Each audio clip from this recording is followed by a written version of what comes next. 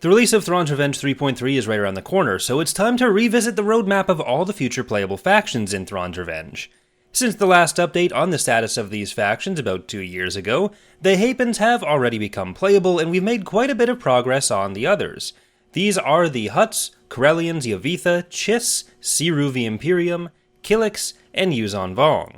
While there aren't any new playable factions in 3.3, there's been a lot of groundwork set up for every future playable faction except the Yuuzhan Vong. One of the goals with the map overhauls in 0.3 was to set up the galactic map in a way that wouldn't require significant changes each time a new faction was added, as we had to do with the Warlords, the Corporate Sector Authority, and the Hapens when they each became playable.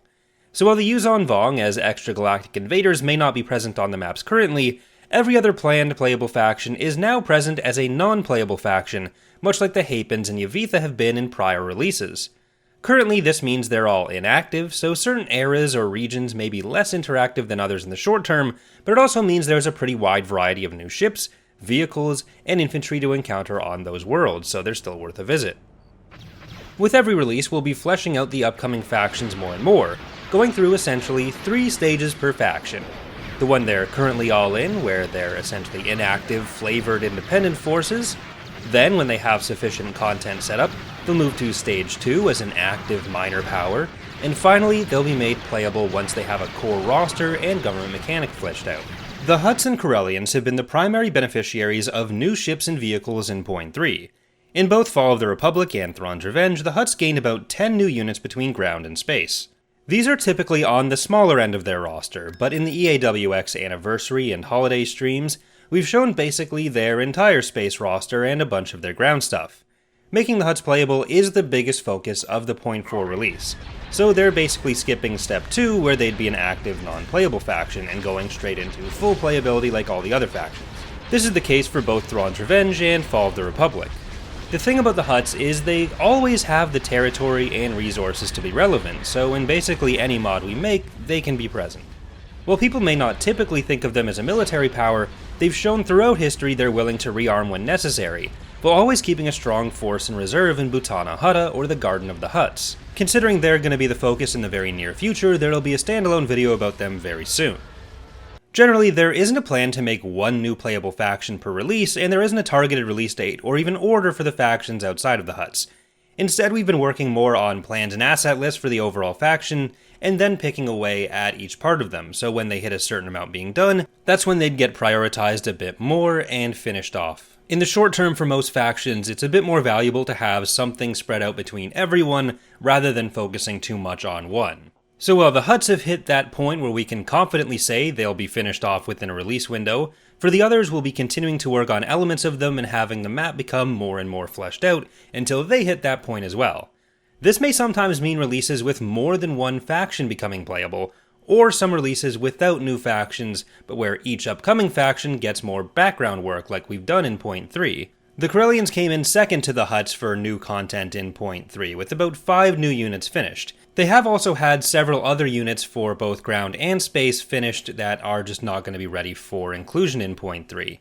Though there is a variety of suitable units for the Corellians in the period after Endor which were already in-game for other factions, and are currently used to fill out their planets alongside the directly Corellian units.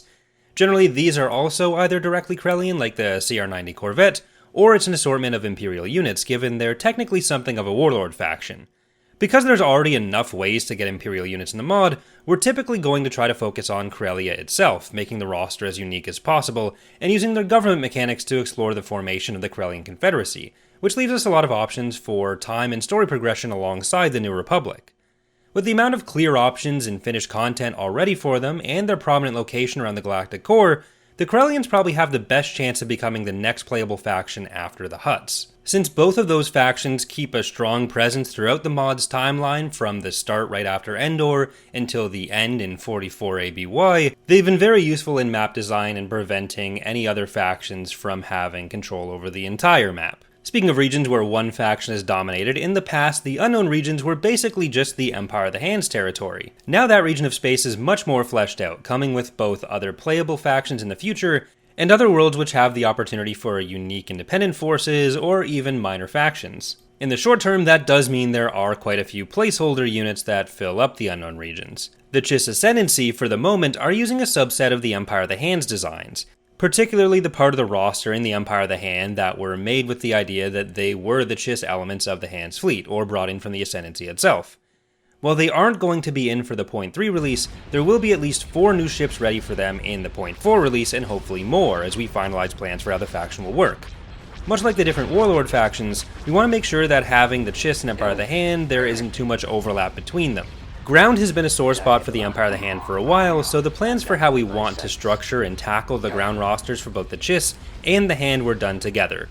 We know exactly what we want the rosters to consist of in terms of units and roles, it's just a matter of executing on the designs for those, hopefully alongside each other. While the Chiss and the Hand will be familiar faces in much more fleshed out unknown regions on the galactic map, 2 of the next 3 factions will add more variety there, while the third makes a very dangerous neighbor. The Seruvi Imperium came close to the Corellians and Hutts for new content in .3, getting 4 new space units and their core infantry. The space models are actually fairly old for them, having been made over a decade ago for Sins of a Solar Empire mod Ascendancy, but Osritzal has already remodeled them along with a few new ships for the faction, which we hope to have textured and in-game for .4 after making a material set for them, which is basically the style of the hull plating and detail we use for the faction ships. Before they become playable, they'll likely be used as a kind of crisis event, similar to what we have for the Avethan Black Fleet Crisis already, though it's a type of mechanic which we want to flesh out and clean up a bit more. Older players will remember the Avethans themselves were playable for quite some time, but had to be cut when the faction limits were discovered in Empire at War, which luckily have been significantly increased by the most recent patch to Empire at War on Steam. The limit used to be about 17 factions, which included things like the neutral faction, but now that limit is around 100, so we're probably not going to hit it. The Avethans, or Duskin League, have been on the wishlist to return for years now, but we wanted to make sure when they do, they're not just an Imperial clone and have their own recognizable style. This will include a few Imperial ships with some modifications, but it'll also include some of their own homegrown designs, like the thrust ship variants and a few new designs for vehicles made by concept artist Dark Legion. Considering they're a reintroduction rather than a new faction, and a very long-awaited one at that, they'll probably err on the side of Imperial assets at first, which will be able to either phase out or move to more niche mechanics in favor of a wider variety of their own designs, allowing them to be made playable earlier.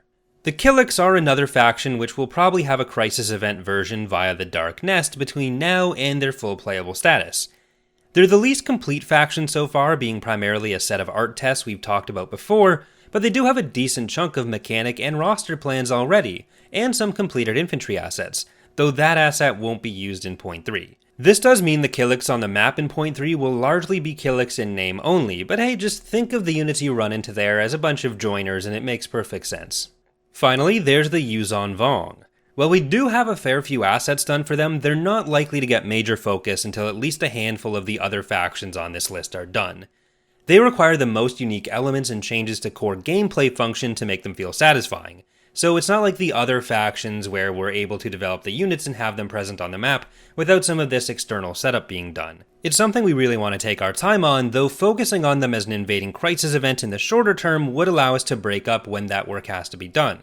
So before you see dedicated Galactic Conquest maps covering the Vong War, there's a good chance you'll see them in an invasive form or relaxing on a planet or two in other starts. While we are taking an iterative design approach to these factions and most content in the mod, we do want to make sure that the novelty of having them show up, or the hype of having them show up, isn't undermined by having played with all of the stuff already by the time they get turned on. So the content you see in-game for any given release isn't necessarily going to be reflective of everything we have done for the faction, like the Hutts in .3. I hope this helps set up what you can expect to see and where things stand for every upcoming Thrawn's Revenge playable faction. Until these new toys are all ready, we hope you enjoy the 3.3 version, which is less than a month away.